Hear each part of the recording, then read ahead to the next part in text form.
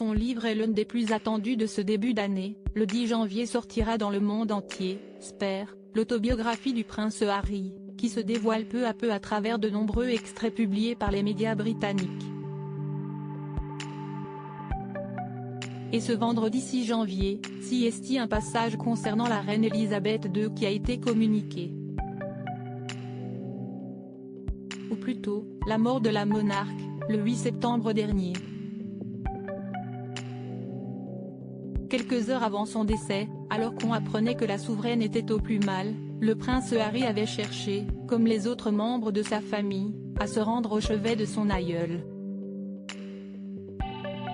Respectant la règle qui veut que les premiers membres de la dynastie ne prennent pas d'avion ensemble, le fils cadet du roi était arrivé à Balmoral bien après le décès de la souveraine, tout comme son frère William et ses deux oncles Andrew et Edward, tous dans l'avion précédent. Arrivé seul au château de Balmoral, le prince raconte dans son livre avoir été accueilli par sa tante, la princesse Anne, présente quant à elle au moment du décès de sa mère. Si est-il qu'il aurait conduit jusqu'à la chambre où reposait la souveraine décédée à 96 ans.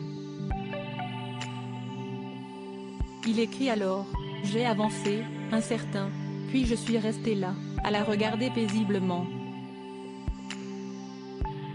Avant de révéler les derniers mots qu'il lui a murmurés, je lui ai dit que j'espère qu'elle était heureuse, et qu'elle est avec le grand-père maintenant. J'ai dit que l'admirais pour avoir fait son devoir jusqu'au bout. Le jubilé, puis l'accueil de la nouvelle première ministre. Le prince William, son pire ennemi pour rappel, Elisabeth II avait en effet accepté de tenir la tradition jusqu'au bout. 2 jours avant son décès, elle avait reçu à Balmoral Liz Truss, à peine nommée, et lui avait demandé de construire un gouvernement en son nom, comme le souverain doit le faire selon les lois britanniques. Liz Truss, après la mort de la reine, avait ensuite rencontré le roi Charles, avant de démissionner 44 jours après sa nomination. En tout cas, la biographie du prince Harry pourrait bien sonner la fin de ses liens avec la famille royale, décrivant son père comme un homme dénué d'amour envers ses enfants. Il appelle son frère son pire ennemi et son opposé total. Quant à Kate Middleton, sa cible préférée, elle est décrite comme une femme froide et sans cœur, qui aurait surréagi lorsque Meghan Markle aurait dit qu'elle avait un cerveau de bébé en raison des hormones.